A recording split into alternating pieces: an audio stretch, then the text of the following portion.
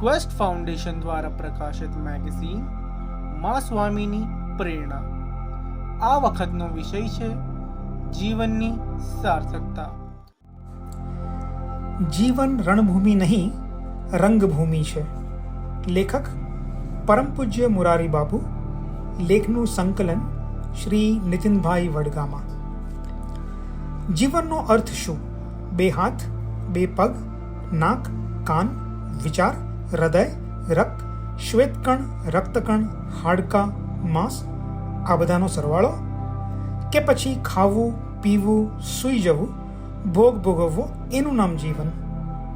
એ તો પશુઓ પણ કર્યા છે. પશ્ચિમ જીવનનો વિચાર બહુ ટૂંકો કર્યો.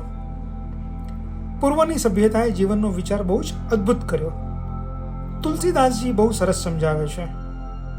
એહી તનકર ફલ વિષય ન ભાઈ, સ્વર્ગઉ સ્વલ્પ અંત દુઃખદાયી.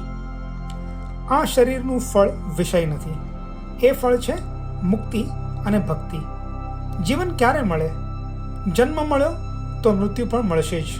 આ બેની વચ્ચે ક્યાંક જીવન અર્જિત કરવાનું હોય છે. પુનરપી જનન પુનરપી મરણ પુનરપી જનની જઠરે શયન. શું આ જ ચક્કી ચાલતી રહેવાની છે? જ્યાંથી આત્મા આવ્યો છે ત્યાં તેને પાછું નથી ફરવાનું? એકની એક ઘટમાળ એટલે જીવન. જીવન એ રથ છે. વિચાર અને વિશ્વાસ જીવન રથના બે પૈડા છે. તેનાથી જ આપણું જીવન ચાલે છે. જીવનનું એક પૈડું વિચાર છે, બીજું પૈડું ભરોસો છે. વચ્ચે એક ધરી હોવી જોઈએ. આ ધરીનું નામ છે વિવેક. જે વિચારમાં વિવેક ન હોય તે વિચાર ખરાબ પરિણામ લાવે છે. જે વિશ્વાસમાં પણ વિવેક ન હોય તો આપણે ઠગાઈ જઈએ છીએ. જીવન અને આત્મા અલગ નથી, તે મહર્ષિ અરવિંદનું દર્શન છે. જીવન અને આત્મા ભિન્ન કહેનાર મહાપુરુષોએ જીવનને મિથ્યા કહ્યું અને આમ કહેવાથી ભારતની જીવન શક્તિનો વિનાશ થઈ ગયો. જીવનને જાણવું હોય તો આટલી બાબતો જાણવી પડે. જીવન રણભૂમિ નહીં, રંગભૂમિ છે. જીવન એને કહેવાય જે જીવનમાં કોઈ પણ પ્રકારનો અભાવ ન રહે. જ્યાં સુધી કોઈને કોઈ અભાવ છે ત્યાં સુધી જીવન પૂર્ણ નથી. જ્યાં સુધી અપેક્ષાઓ છે ત્યાં સુધી અભાવ રહેવાનો છે. ભૌતિક પદાર્થોથી ઓડકાર ન આવે, કૃતકૃત્ય ન થવાય. જન્મ અને મૃત્યુની યાત્રા વચ્ચેના સમયમાં જ્યારે અભાવ ન રહે ત્યારે જીવન પૂર્ણ બને. અને આ માટે મારે આ જગતમાં કશું જ નથી જોઈતું એવો સંકલ્પ જરૂરી છે. બીજું, જ્યાં પરાધીનતા ન હોય એનું નામ જીવન. તુલસી લખે છે, પરાધીન સપને હું સુખ નહીં. પરાધીનતા જીવનનો પરિચય નથી. જ્યાં પરાધીનતા ન હોય ત્યાં જીવન પૂર્ણ મળે.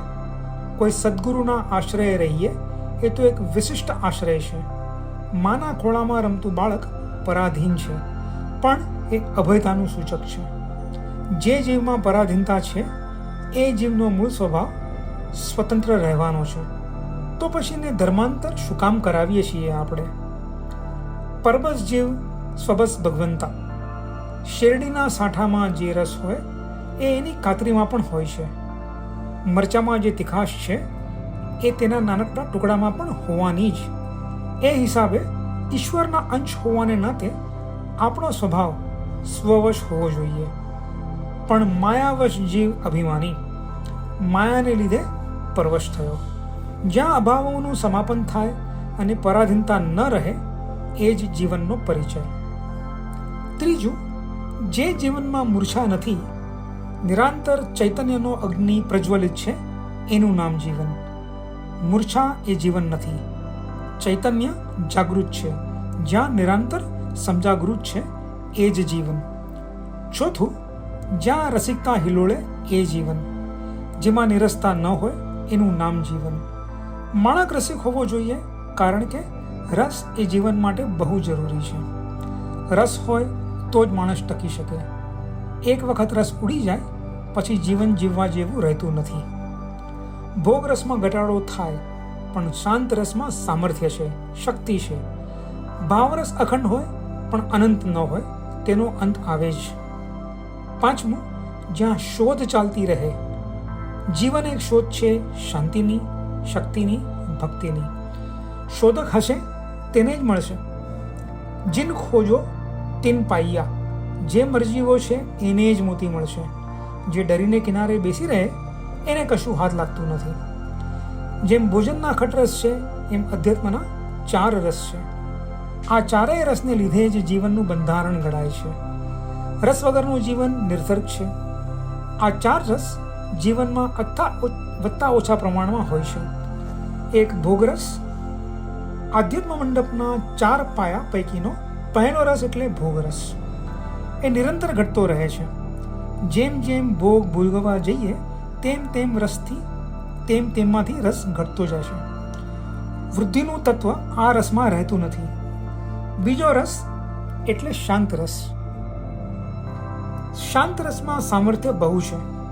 શાંત રસથી શક્તિ અર્જિત થાય, વ્યક્તિમાં સ્થિરતા આવે, મનની ચંચળતા જતી રહે, સંકલ્પ વિકલ્પો જતા રહે અને મન શાંત થવા લાગે ત્યારે સમજવું કે આ રસનો પ્રભાવ વિસ્તર્યો છે. ત્રીજો રસ છે ભાવરસ. એ અખંડ હોઈ શકે પણ અનંત નથી. ભક્તો મોટા ભાગે આ રસમાં ગળાડૂબ હોય છે. પ્રેમ રસનો પ્યાલો જેણે પીધો હોય એ ભાવસાગરમાં ડૂબકી માર્યા વિના રહી જ ન શકે. છેલ્લો અને ચોથો રસ છે પ્રેમ રસ. એ અખંડ પણ છે અને અનંત પણ છે. પ્રતિક્ષણ વર્ધમાન છે. એ વધે જ ઘટે નહીં. તો આ 4 રસ એ જીવન મંડપના 4 સ્તંભ છે. સમાપ્ત.